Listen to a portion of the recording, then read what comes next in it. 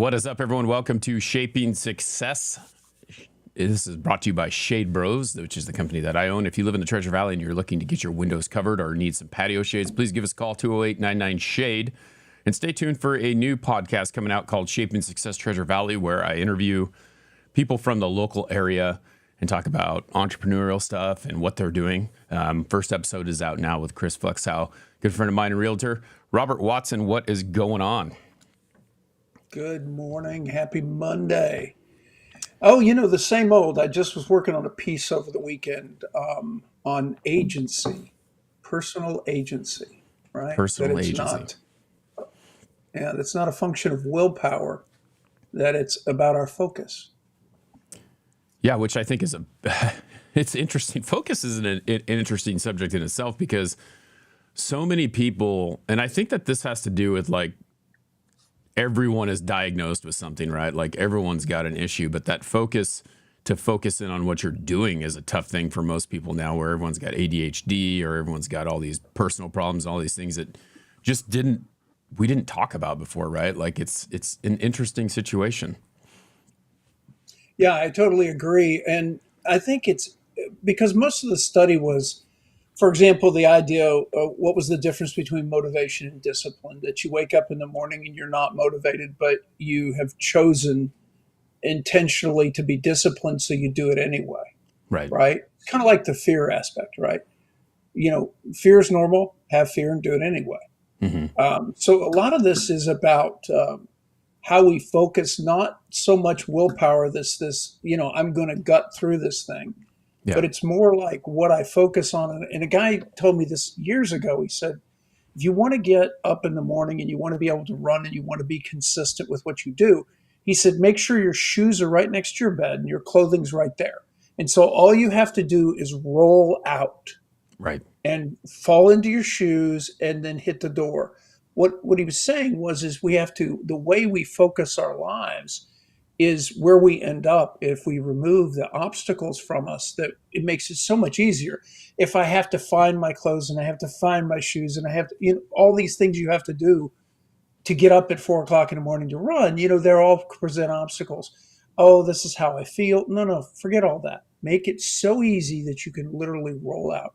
And when you roll out in the morning, go, yay! Oh my gosh, I'm so thrilled I have this opportunity. It's all about kind of this way you focus your mind. Mm-hmm. Instead of willpower, like, okay, oh man, I hurt everywhere, which I do every morning. Yeah. I hurt everywhere.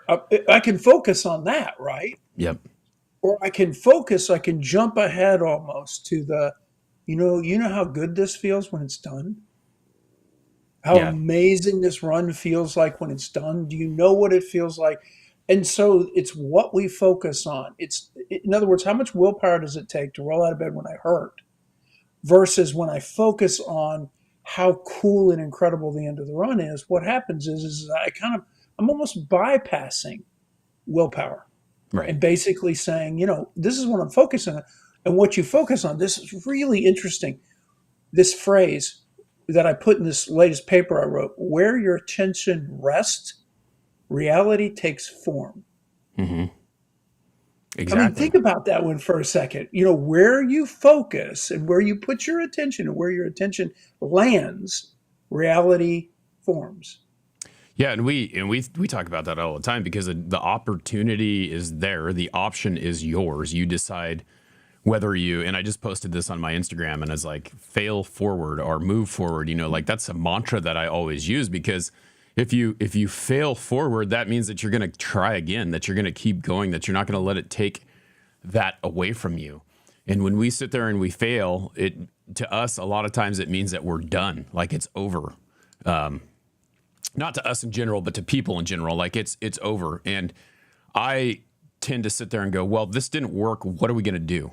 I'm doing that in my own business right now. It's like we talk about marketing and how we're trying to get these leads, and we have plenty of business. We have lots of exterior business coming in, but we also know that when December rolls around, when November rolls around, December rolls around, January rolls around, their first focus is not their exterior patio shade, because summer's over and they're not going to get that. So they don't buy that stuff. So if we continue to just camp on that business, we will not have business in the winter and we will be without money, and we need that money. So what do we have to do? We have to focus on interior stuff, knowing that the exterior stuff is there. That doesn't mean that we don't focus on the exterior anymore, but we have to find a way to get the interior stuff. So now what we're doing is, we're marketing. So like, what do we do to do this? I'm posting on Instagram every day. I'm putting stories up every, 4 times a day, reaching out to realtors, doing all these things.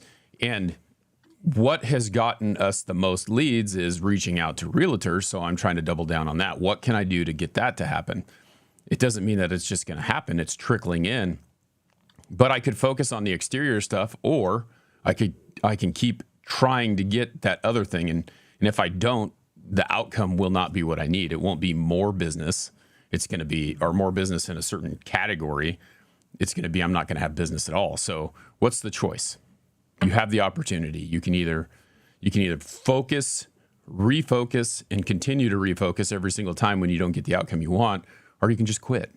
And that's where it's at. It's failing doesn't mean that you're done, and that's why I like that term fail forward so much, is because when you fail, you can still move forward. You just have to reinvent what you were doing and try and find another way. Right.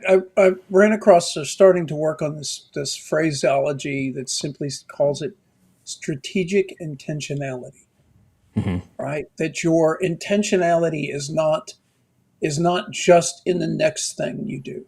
Your intentionality is looking 2 and 3 and 4 steps beyond what's called first, second, and third order thinking, which is what happens when I do something. What's the chain of events that happens, right?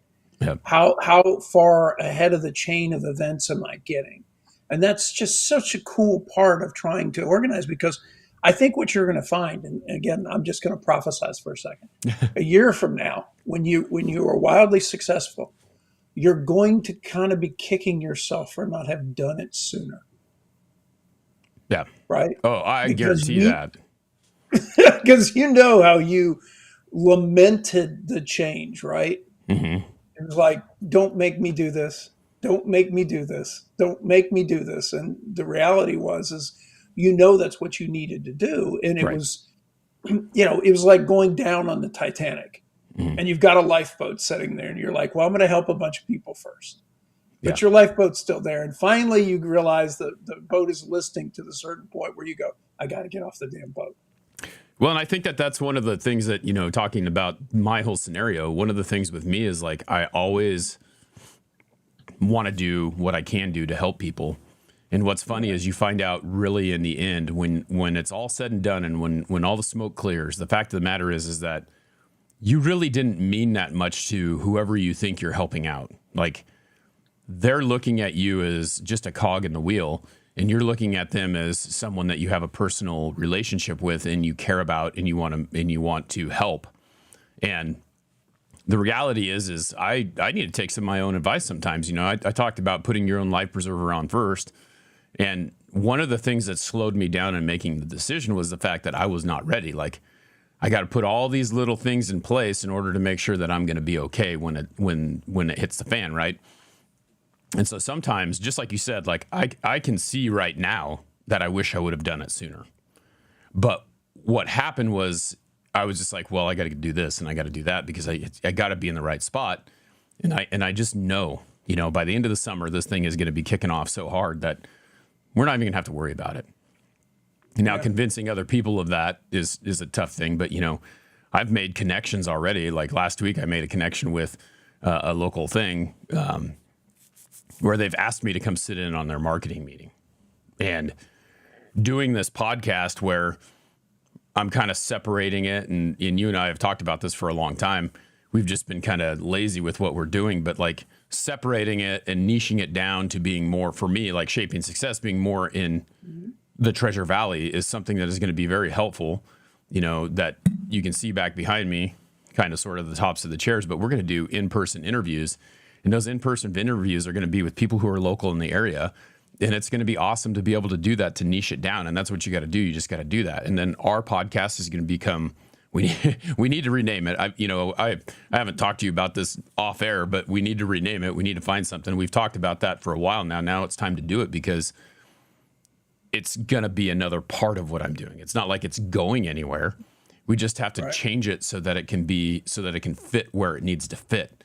And it's great feeling, right? Like I people who are scared to take that, I'm telling you, like, just like Robert said, do it, because you're going to be so much happier when you do it. It's going to be tough to get there to say, I got to do it, but it's totally worth it. Just focus, focus, focus. That's all there is to it. It's funny, the old analogy, ready, fire, aim. Yep. And we get a little too obsessed with ready, aim, fire. We get too obsessed with aim that we don't pull fire. And so then it's ready, fire, aim. Yeah. That's Yeah. Because the remember, thing your is, first shot is not at the big deal. Your first yeah, shot well, is and not the that's just like you're saying, like, that's what's been coming out of my mouth more often than not. It's like, throw it, throw the ball, see where it lands, throw whatever it is. And that's what we're doing. Like with the marketing, it's like, okay, this hasn't yielded the results that I wanted. What's next? One of the things that I spent a lot of time in the beginning, and we're going on month 3 here, but I spent a lot of time in the first month, like researching homes that have sold, handing out flyers at the house, and thinking about the amount of, like, I handed out hundreds of flyers. What did those results yield me? One person called me off of this flyer. Okay. So there's a couple things you can do. Either the flyer is wrong and it's not enticing enough to get them to call, or that just doesn't work and that doesn't get you the business that you need. So I refocused on the people that I had helped before. I refocused on realtors, because in the beginning I was sending out all these cold emails to all these realtors, and I probably got like 10 referrals off of that. So if I'm getting referrals off of that and I'm not getting anything from driving around and dropping flyers off on doors, what are you going to do? Now you got to figure out how to refocus again and zero that in and find the right way to do it. Well, it's the reason why I changed the cover on the book and added 6 essays. Right. Why? Because it sold, but not as well as I thought it should. I thought it had a lot more oomph in it. It didn't. So guess what? A year later, I'm changing the cover to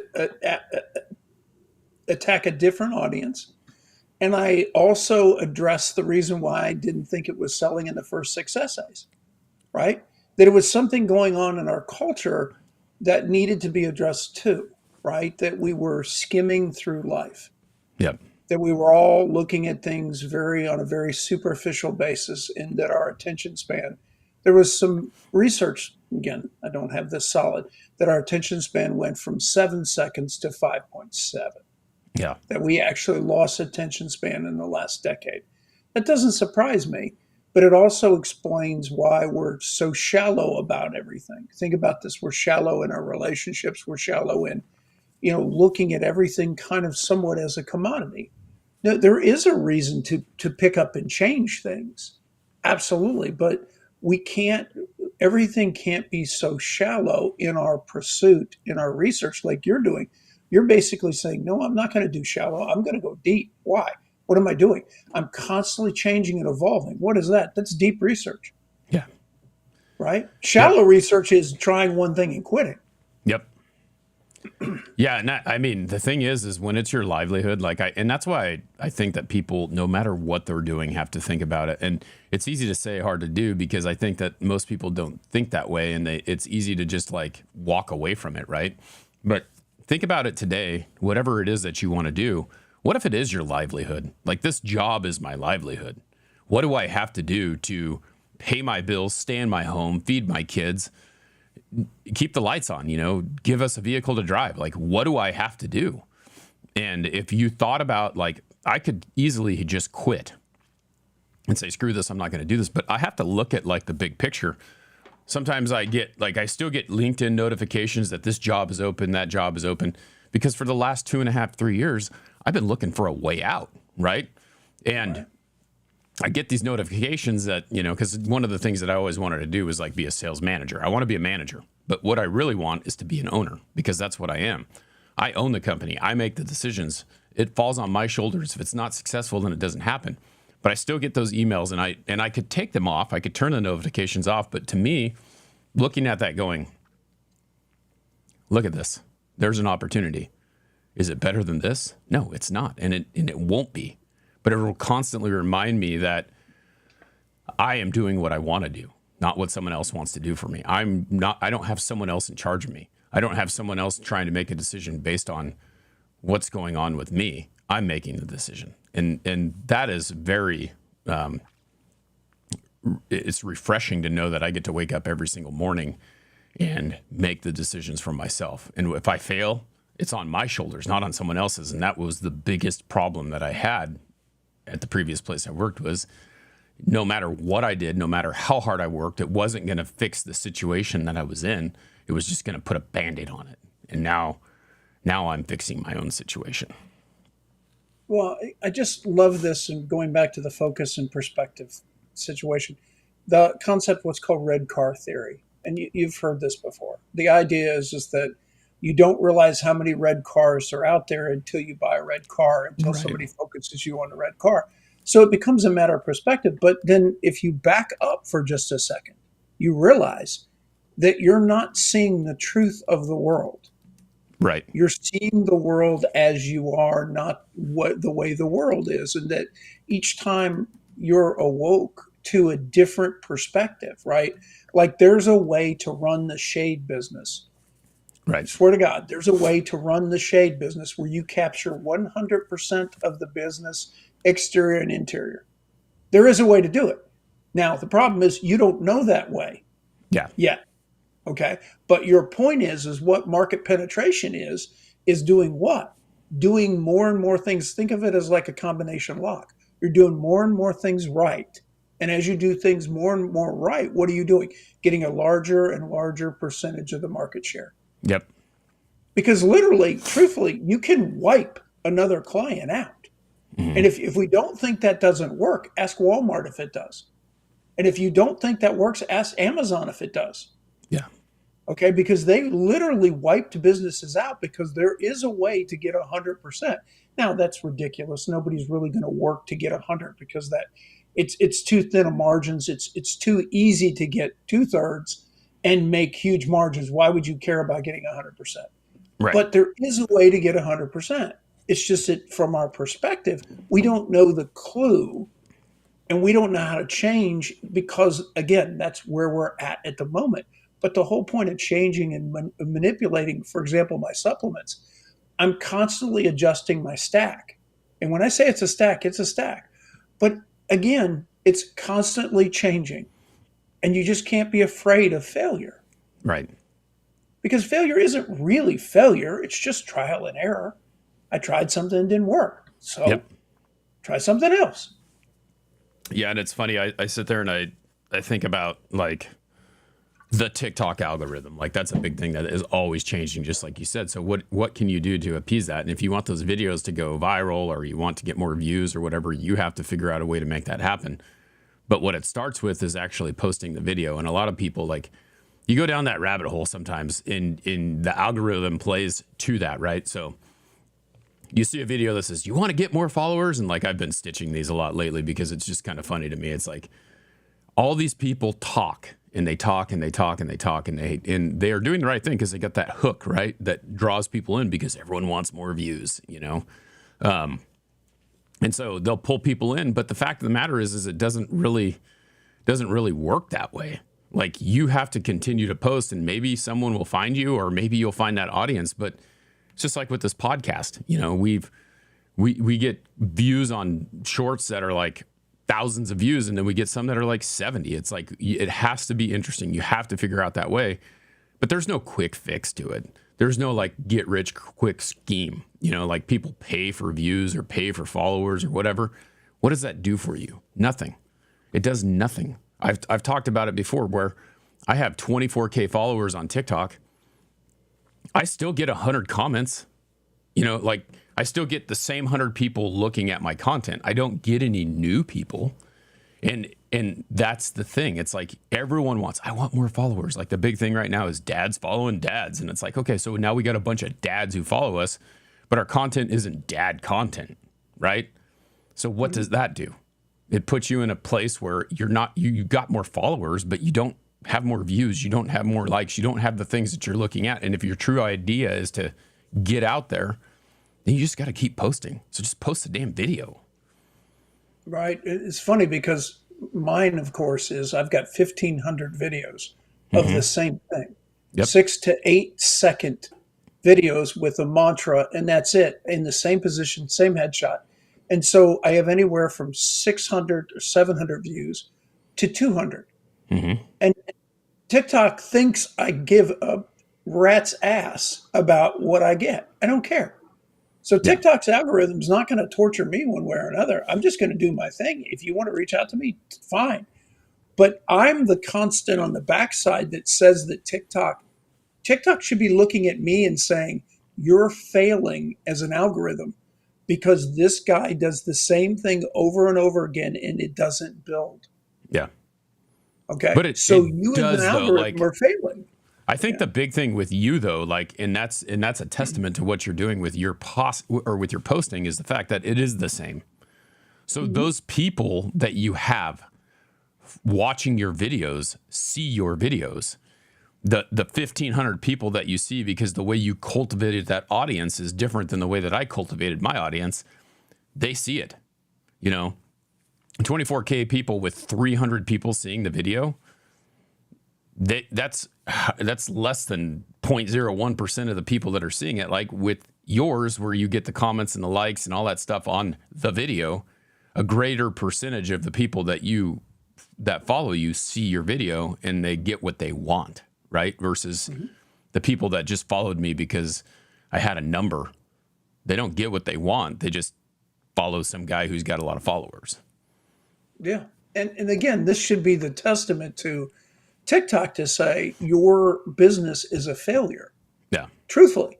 And it will fail eventually because what you're doing is over time, I see the turnover. Hmm. Okay. And so what you saw was this logarithmic growth that said you're doing something right. I had a friend did the same thing. He went into a business and did extremely well. I mean, his W-2 income was 5 million. Hmm. W-2. Okay. So he was doing exceedingly well. And I told him, you're going to fail. And he looked at me like I was lost my mind. I said, you don't understand. When you have super margins, people are going to come into your business. You're going to cultivate competition by what you do. Right. 7 years later, he was out of business. Out of business from $5 million W-2 income to out of business. And what it was just simple. The same thing with TikTok. You failed the message. Yes, you've got this giant logarithmic move, but you know what? Your growth is slowed. Right. And what it is so you're trying to change internally. No, your project is a failure because you're not helping your people grow. Right. You're trying to tell them you should be in the business of making your creators grow. You're not. And eventually you're going to be failed. And people are going, that's just crazy. No, it's not crazy. Yeah. All you have to do is look, you're going to fail. But the thing is it's like nightclubs they used to have in big cities, right? Nightclubs only have a certain, they get hot and they're trendy, and then they go away and you need to do a new theme. Right. Why? Teaches people's attention span is small. You're not helping people grow. If you as an algorithm are not helping people grow, trust me, eventually you will go out of business Yeah. because Failure I to will get tired of building your business. Yeah, failure to evolve is just insane, right? Like that's all there is to it. Like you have to be willing to keep going, to keep pushing, to keep trying to find a way to be better and better. Because if you stay in that same pattern, nothing will change. You know, it's my friend Johnny at one point said, "Nothing changes as nothing changes." That's someone's quote. I don't know who it is, but he's the one who sent that to me. And if you think about it, like if all you do is stay where you're at and you want something to be better, it's not going to change unless you change, unless you change what you're doing to change the outcome, because the outcome is not going to be what you want it to be if you keep doing the same thing and it's not happening. Yeah, and so social media as we know it in a decade will not be here. Not in this form. Why? Because they're not in the business of making creators bigger, stronger, and more robust and resilient. They're in the business of having people build their businesses for free. Well, Mark Zuckerberg should tell you, you should go look at Facebook and study it. You look at what it knocked out, which is MySpace. then go look at what's going to happen.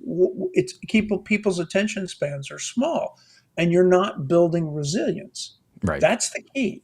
It's like, for example, you get a restaurant in town that makes truly, let's just say it's the second best burger in town. Hmm. Let's say it's just the second best burger in town. But the customer service is amazing. The place is always clean. You get in and out of it fine. The to go works seamlessly. In other words, you customer service the crap out of the second best burger in town. Right. I guarantee you, you're going to be very successful. Yep. And that's just simple. That's simple stuff that people fail to miss. Instead of looking at the number one burger and saying, what do you do as a number one burger? Well, I'm doing exceedingly well, and then I'm just not going to worry about my systems. No, guess what? Number two is going to kick your butt. Right. Yeah, I mean, and that's again back to the if you start something, you got to finish it. And you got to continue to rework it. You look at like, I don't know if you've ever seen the movie. Sorry, that movie with Ray Kroc. Gosh dang. Hold on one second here. You got it. I'll just go ahead and talk for a second, right? It's no problem.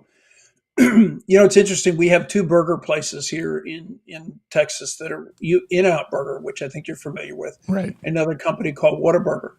And Whataburger is really, really good. It's a big burger. It's really, really good. In-N-Out has their little brand. They're both really good burgers. You could pick your choices of which one you want to kind of taste. However, the Whataburger here, the 2 or 3 Whataburgers that are close to me, are all a pain in the butt to get to and to get through their lines and all that kind of stuff. They're a real pain in the butt. So guess what?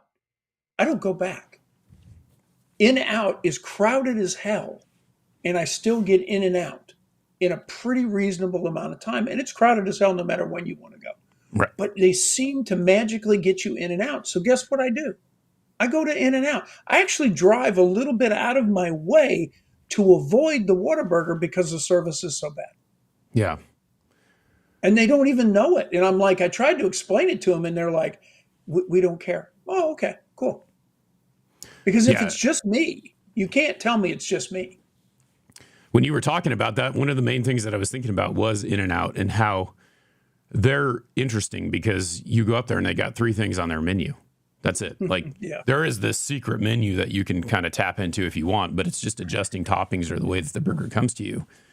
But they have 3 things and you get 3 choices. And it's funny because it just came to Idaho, which is hilarious, but they put one in because they want to make sure that they can get their ingredients fresh to you to make the best burger that they possibly can. And it came to Idaho, and that In-N-Out had, the day before it opened, it had people camped out there. And it was like a 4-hour wait to get from one end of the line. They created this big old zigzagging thing through the parking lot to get people in and out of it because they knew how busy they were going to be. And I guarantee you that particular store made the most money out of any for the first month that it was in business. And then they started a second one and they're working on that. And then now they have a third one. So there's 3 of those here within the last year. And they wanted a 4th one, but the 4th one got shut down because of where they wanted to put it. But that's it. I mean, they stick with the same thing, but they adjust it and they allow you to have some options. But that's it. It's like, let's continue to keep moving that. Now you go there and the wait is shorter, but they're still just as busy because they figured it out. They continued to work on the process. They got it down to where now it's going to be more busy all the time, but they're going to take care of those customers. Yeah. And they've, again, this is the model that they've built.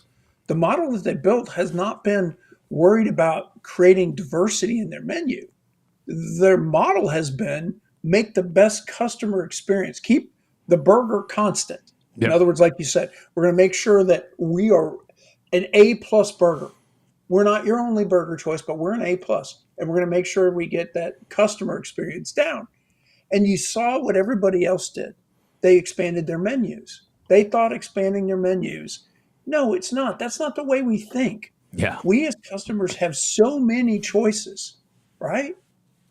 Think about it. We walked through a grocery store. One of the things my son said when he went over to Europe was, you walk down a cereal aisle in the United States, the cereal aisle goes all the way down on one side. You do that in Europe, Yep. there's like five choices. That's just not the way they do it. So we're really absurdly um, overwhelmed by choices. So why would you make your menu bigger? Why don't you just make what you deliver better? Yep. Make the Yeah. experience better. I mean, this is not complicated. What are you trying to do? Are you selling these really cool blinds that do all this magical stuff? No, you're selling a customer experience. You're Right. saying, I'm going to deliver high quality to you, give you the best service, get it installed. You're not going to have to worry. These are high quality. But the point is, you're selling somebody else's blinds. They're not yours. Right. Yeah, and that's one of the things that well, that I don't like is the fact of just having too many options. Like I have two vendors in my truck, and I'm soon to have a little bit of a third one. But I'm going to sell the main things that they sell, because the fact of the matter is like you don't, when you walk in, like, you determine as a salesperson. A good salesperson will kind of predetermine what they want, but you ask all the right questions to get to that. So you're narrowing it down. So I have an American-made option. I have an option that's made in China. I have a high-end option. I have a low-end option. They're kind of this. It's kind of where it's at. And then by talking to them, when you walk in there, if the customer says, "Well, I don't want to spend a lot of money," where are you going? Like, you kind of, what's your budget at? Well, I don't want to spend a lot of money. I just need to get the windows covered. Then you're going to be like, okay, well, I'm going to this option. Like, you ask the right questions. Well, what are you looking for? Do you want light control? Do you want just something that's up or down? Then you narrow it down to what you're trying to put in that window. And it's just it's a process, But again, you're not selling, you're not reinventing the wheel. You do not manufacture right. blinds. You Yep. deliver a customer experience. Right. Okay. And you're trying to perfect that. You're Yep. trying to perfect the ability to find the customer, deliver the best possible experience, because all you want is 5-star ratings. Yep. That's it. So You're a you problem know solver. what your business is. Yeah, Yep. exactly. You're in the customer service business that happens to sell a blind. Yep. Yeah. And that's the same thing that the burger companies need to understand. Once you got the quality thing, now you're in the customer service business, Yep. right? And oh no, I'm in the food. No, you're not. You're in the customer service business. Yep. Do you You're know how solving many a problem burgers for there are on someone. the The street? problem just happens to be that people are hungry. Yeah, that's it. That's it. Yep. We were at the point of trying to say, think about what it'd be easier if you could just aggregate all the coupons in a certain zip code Hmm. to one system, so that you could look on the system and go, I want to eat today. What are the best deals Yeah. in this zip code? Right? Because that's what people really want. A lot of times they want to know. There are times when I go, I want an In-N-Out burger. Hmm. Really, and again, I know what I'm facing, all that kind of stuff. But when I feel that hamburger need, I don't have multiple choices anymore. I just go, no, I'm going In-N-Out. Right. I know what I'm going to get. It's easy. Yep, exactly. Make your life a little more easier. Robert, great conversation. We appreciate everyone here. I encourage you to focus and think about what it is that you really want today, and go out there and get it. Don't be afraid. And we hope that you have an awesome day. We'll see you next Monday. We're going to start going through Robert's book a little bit again. He's got 6 new chapters. We'll talk about that. Till next time. Have a great week. We'll see you.